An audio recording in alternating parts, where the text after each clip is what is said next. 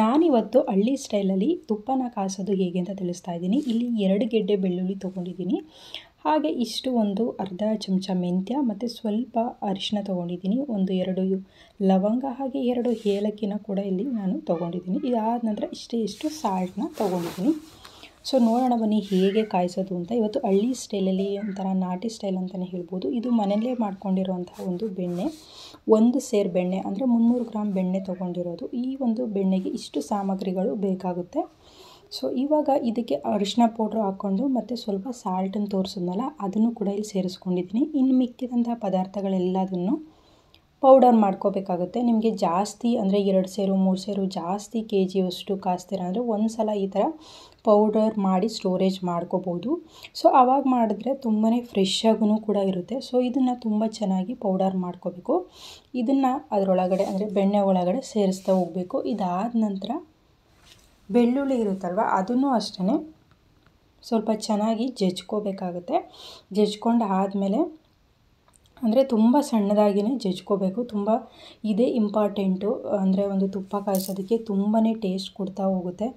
So ಒಮ್ಮೆ ಈ ಥರ ಟ್ರೈ ಮಾಡಿ ನೋಡಿ, ಪಕ್ಕಾ ಹಳ್ಳಿ ಸ್ಟೈಲ್ ಅಂತಲೇ ಹೇಳ್ಬೋದು. ತುಂಬಾ ಡಿಫ್ರೆಂಟ್ ಆಗಿರುವಂತಹ ಟೇಸ್ಟ್ ಈ ಥರ ಬರುತ್ತೆ.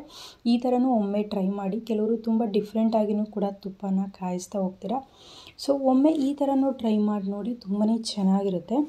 ಸೊ ಇವಾಗ ಆ ಒಂದು ಬೆಣ್ಣೆಗೆ ಸೇರಿಸ್ಕೊಂಡು ಇವಾಗ ಬಿಸಿ ಮಾಡೋದಕ್ಕೆ ಸ್ಟವ್ ಮೇಲೆ ಇಟ್ಕೊಳ್ಳೋಣ. ಸೊ ನೋಡಿ ಅದೆಲ್ಲದನ್ನು ಬೆಣ್ಣೆ ಅಷ್ಟೇ ಬಿಸಿ ಆಗ್ತಾಯಿದೆ. ಬಿಸಿ ಆದಮೇಲೆ ತುಂಬ ಚೆನ್ನಾಗಿ ಮೆಲ್ಟ್ ಆಗ್ತಾ ಹೋಗುತ್ತೆ ಅದೆಲ್ಲದನ್ನು. ಸೊ ಈ ಒಂದು ತುಪ್ಪ ಕಾಯಿಸೋದಕ್ಕೆ ಅಂದರೆ ನಾವು ತೋರಿಸಿದಂಥ ಸಾಮಗ್ರಿಗಳು ಎಷ್ಟು ಇಂಪಾರ್ಟೆಂಟು ಅಷ್ಟೇ ಇಂಪಾರ್ಟೆಂಟು ಈ ಒಂದು ಕಾಯಿಸೋ ವಿಧಾನವೂ ಅಷ್ಟೇ ಇಂಪಾರ್ಟೆಂಟ್ ಆಗಿರುತ್ತೆ. ಯಾಕೆ ಅಂತ ಹೇಳಿದ್ರೆ ತುಂಬ ಅಂದರೆ ಚೆನ್ನಾಗಿ ಕಾಯಿಸಿಲ್ಲ ಅಂದರೆ ಬೇಗ ಕೆಡ್ತಾ ಹೋಗುತ್ತೆ. ಮತ್ತು ಜಾಸ್ತಿನೂ ಕಾಯಿಸಬಾರ್ದು. ಜಾಸ್ತಿ ಕಾಯ್ತಾ ಹೋದರೆ ಅದೊಂಥರ ಸೀದೋದಂಗಾಗಿ ಫ್ಲೇವರನ್ನೇ ಕಂಪ್ಲೀಟಾಗಿ ಚೇಂಜ್ ಆಗ್ತಾ ಹೋಗುತ್ತೆ. ಸೊ ನೋಡಿ ಇವಾಗೆಲ್ಲದೂ ಅಷ್ಟೇ ಮೆಲ್ಟಾಗಿ ಕುದೀತಾ ಇದೆ. ಇದು ಪರ್ಫೆಕ್ಟಾಗಿ ಆಗಿದೆ ಅಂತ ಅಂದರೆ ಲಾಸ್ಟಲ್ಲಿ ತುಂಬ ಈ ಥರ ಆಗ್ತಾ ಇದು ಒಂದು ನೆಕ್ಸ್ಟ್ ಸ್ಟೆಪ್ಪು.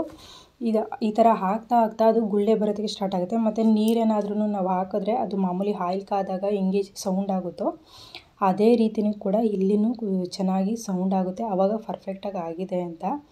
ಮತ್ತು ಇದಾದ ನಂತರ ಎಂಡಿಂಗಲ್ಲಿ ನಾವು ಕಾಯಿಸ್ತಾ ಒಳ್ಳೆ ಒಂದು ಫ್ಲೇಮ್ ಬರ್ತಾ ಇರುತ್ತೆ, ಒಂದು ಒಳ್ಳೆ ಸ್ಮೆಲ್ ಬರ್ತಾ ಇರುತ್ತೆ. ನೋಡಿ ಇವಾಗ ನೀರು ಹಾಕಿದಾಗಲೂ ಅಷ್ಟೇ ಅದೊಂದು ಸೌಂಡ್ ಬರುತ್ತೆ. ಹಿಂಗಾದರೆ ಪರ್ಫೆಕ್ಟಾಗಿ ಕಾದಿದೆ ಅಂತ. ಆಲ್ಮೋಸ್ಟ್ ಈ ಒಂದು ತುಪ್ಪ ಕಾಯೋದಕ್ಕೆ 15ರಿಂದ 20 ನಿಮಿಷ ಬೇಕಾಗುತ್ತೆ. ನಾವು ಔಟ್ಸೈಡ್ ತರೋದು ಬೇಗ ಆಗಿಬಿಡುತ್ತೆ, ಒಂದು 15 ಮಿನಿಟ್ಸ್ಗೆ. ಮನೇಲೇ ಮಾಡ್ಕೊಳ್ಳೋದು ಸ್ವಲ್ಪ ಟೈಮ್ ತೊಗೊಳ್ತಾ ಹೋಗುತ್ತೆ. ಇದಾದ ನಂತರ ಅದರಲ್ಲಿ ಏನು ಒಂದು ಹಾಲಿನ ಪ್ರಮಾಣ ಇರುತ್ತೆ ಅದೆಲ್ಲದನ್ನು ತಳ ಸೇರ್ತಾ ಹೋಗುತ್ತೆ. ಕಂಪ್ಲೀಟಾಗಿ ಆಗಿದೆ ಅಂದಾಗ ಅದನ್ನು ನೀವು ಸೋಸ್ಕೋಬೋದು. ಇಲ್ಲ ಅಂತ ಹೇಳಿದ್ರೆ ಕಂಪ್ಲೀಟಾಗಿ ಆದಮೇಲೆ ಈ ಬೆಳ್ಳುಳ್ಳಿ ಮತ್ತು ಅದಕ್ಕೆ ಮಸಾಲೆ ಏನು ಹಾಕಿರ್ತೀವೋ ಅದೆಲ್ಲದನ್ನು ತಳ ಸೇರುತ್ತೆ.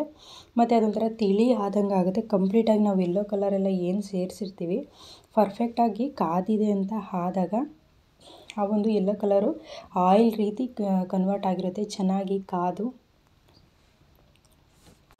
ತುಂಬ ಚೆನ್ನಾಗಿ ಒಂದು ಕಲರ್ ಕೂಡ ಕಾಣಿಸುತ್ತೆ. ಮತ್ತು ಈ ಒಂದು ತುಪ್ಪ ತುಂಬಾ ಟೇಸ್ಟಿಯಾಗಿರುತ್ತೆ, ಡಿಫ್ರೆಂಟಾಗಿಯೂ ಕೂಡ ಇರುತ್ತೆ. ಸೊ ನಾನು ಆವಾಗಲೇ ಹೇಳ್ದಂಗೆ ಈ ಥರನೂ ಟ್ರೈ ಮಾಡಿ ನೋಡಿ. ನಿಮಗೆ ಡೌಟ್ ಇದ್ದರೆ ಒಂದು ಸಲ ಅದು ನೀರು ಹಾಕಿದಾಗ ಸೌಂಡ್ ಬಂದರೆ ಮತ್ತೊಮ್ಮೆ ಸೌಂಡ್ ಆಗುತ್ತೆ ನೀವು ನೀರು ಹಾಕಿದಾಗ. ಅಂದರೆ ಅದೇ ರೀತಿ ಜಾಸ್ತಿ ಹೊತ್ತೂ ಕೂಡ ಬಿಡಬಾರ್ದು, ಬೇಗ ಸೀದೋಗ್ಬಿಡುತ್ತೆ. ಈ ಥರ ಸೌಂಡ್ ಬಂದ ತಕ್ಷಣ ಏನು ಮಾಡಬೇಕು, ನೀವು ಸ್ಟವ್ನ ಆಫ್ ಮಾಡಿಬಿಡಬೇಕು. ನೋಡಿ ಇವಾಗ ಕಂಪ್ಲೀಟಾಗಿ ಸ್ಟವ್ನ ಆಫ್ ಆಗಿದೆ. ಇಲ್ಲಾಂದರೆ ಅದರಲ್ಲೇ ಜಾಸ್ತಿ ಬಿಸಿ ಇರುತ್ತಲ್ಲ ಅದರಲ್ಲೇ ಇನ್ನೊಂದು ಸ್ವಲ್ಪ ಹೊತ್ತು ಅಂದರೆ ಸ್ವಲ್ಪ ಕಾಯ್ತಾ ಹೋಗುತ್ತೆ. ಸೊ ಅದಕ್ಕೆ ಮುಂಚೆನೇ ನೀವು ಸೌಂಡ್ ಬಂದ ತಕ್ಷಣವೇ ಸ್ಟವ್ನ ಆಫ್ ಮಾಡಿಬಿಡಿ.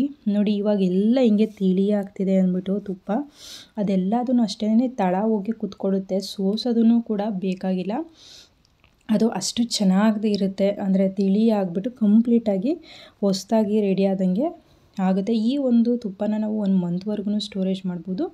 ಬಟ್ ಅವಾಗವಾಗ ನಾವು 1 ವೀಕಿಗೆ 15 ಡೇಸ್ಗೆ ಮಾಡ್ಕೊಂಡು ತಿಂದರೆ ಅದು ತುಂಬಾ ಚೆನ್ನಾಗಿರುತ್ತೆ. ಟೇಸ್ಟು ಅಷ್ಟೇ ನಾವು ಕಾಯಿಸಿದಾಗ ಹೆಂಗಿರುತ್ತೋ ಅಷ್ಟೇ ಇರುತ್ತೆ. 1 ವೀಕ್ 15 ಡೇಸ್ ಒಳಗಡೆ ಆದರೆ ಜಾಸ್ತಿ ದಿನ ಆದರೆ ಆ ಟೇಸ್ಟು ಉಳಿಯೋದೇ ಇಲ್ಲ. ಅದರಲ್ಲಿ ಕಂಪ್ಲೀಟಾಗಿ ಚೇಂಜ್ ಆಗಿರುತ್ತೆ ಟೇಸ್ಟು. ಸೊ ಈ ರೀತಿಯೂ ಕೂಡ ಒಮ್ಮೆ ಟ್ರೈ ಮಾಡಿ ನೋಡಿ, ತುಂಬಾ ಚೆನ್ನಾಗಿ ಬರ್ತಾ ಹೋಗುತ್ತೆ. ಇದಾದ ನಂತರ ಕಂಪ್ಲೀಟಾಗಿ ತುಪ್ಪ ತಣ್ಣಗಾದಮೇಲೆ ನೀವು ನೀರಿಲ್ಲದೆ ಇರೋಂಥ ಒಂದು ಕಂಟೈನರ್ಗೆ ಸ್ಟೋರೇಜ್ ಮಾಡಿ ಇಟ್ಕೋಬೋದು. ಸೊ ಇದನ್ನು ತುಂಬ ಚೆನ್ನಾಗಿ ಎಲ್ಲದಕ್ಕೂ ನಮಗೆ ಬೇಕಾದಂಗೆ ಹಾಕ್ಕೊಂಡು ತಿನ್ಬೋದು. ತುಂಬಾ ಟೇಸ್ಟಿಯಾಗಿರುತ್ತೆ, ಚೆನ್ನಾಗಿರುತ್ತೆ. ಮತ್ತು ಇದರಲ್ಲಿ ಏನು ಬಂದಿರುತ್ತೆ ಸೋಸ್ ಆದಮೇಲೆ ಅದನ್ನು ಕೂಡ ನೀವು ಮುದ್ದೆ ಜೊತೆಗಾಗಿರ್ಬೋದು ಅಥವಾ ಅನ್ನದ ಜೊತೆಗಾಗಿರ್ಬೋದು ಅದನ್ನು ತಿನ್ಬೋದು. ತುಂಬಾ ಚೆನ್ನಾಗಿರುತ್ತೆ. ಫೈನಲಾಗಿ ನೋಡಿ ನಾನಿವಾಗ ನಿಮಗೆ ತೋರಿಸ್ತಾ ಇದ್ದೀನಿ.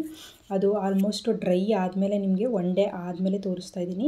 ಈ ಸಮ್ಮರ್ ಆಗಿರೋದ್ರಿಂದ ಅದು ಫುಲ್ಲು ಅಂದರೆ ಈ ಕೊಬ್ಬರಿ ಎಣ್ಣೆ ಹೆಂಗಾಗುತ್ತೆ ಅದೇ ಥರ ಫುಲ್ ಡ್ರೈ ಆಗುತ್ತೆ ವಿಂಟರ್ ಸೀಸನಲ್ಲಿ. ಇವಾಗ ಫುಲ್ಲು ಸಮ್ಮರ್ ಇರೋದ್ರಿಂದ ಅದು ಆ ರೀತಿ ಆಗಿಲ್ಲ, ಹಂಗೇ ಆಯಿಲ್ ರೀತಿ ಇದೆ. ಬಟ್ ತುಂಬಾ ಚೆನ್ನಾಗಿ ಮಳಮಳಾಗಿ ಒಳ್ಳೆ ಟೇಸ್ಟ್ ಬರುತ್ತೆ. ಒಮ್ಮೆ ಟ್ರೈ ಮಾಡಿ ನೋಡಿ. ಹಾಗೆ ನಿಮ್ಮ ಫ್ರೆಂಡ್ಸು ಫ್ಯಾಮಿಲಿಗೂ ಕೂಡ ಶೇರ್ ಮಾಡಿ, ಅವ್ರಿಗೂ ಕೂಡ ಯೂಸ್ಫುಲ್ ಆಗುತ್ತೆ. ಇದೇ ಥರ ಡಿಫ್ರೆಂಟ್ ಆಗಿರೋಂತಹ ವೀಡಿಯೋಸ್ನ ಅಪ್ಲೋಡ್ ಮಾಡ್ತಾ ಇರ್ತೀನಿ. ಹಾಗೆ ಸಬ್ಸ್ಕ್ರೈಬ್ ಮಾಡದೆ ನೋಡ್ತೀರಾ, ಸಬ್ಸ್ಕ್ರೈಬ್ ಮಾಡಿ. ನಿಮಗೇನಾದ್ರೂ ತುಪ್ಪ ಫೇವ್ರೇಟ್ ಆದರೆ ಕಮೆಂಟ್ ಮಾಡಿ.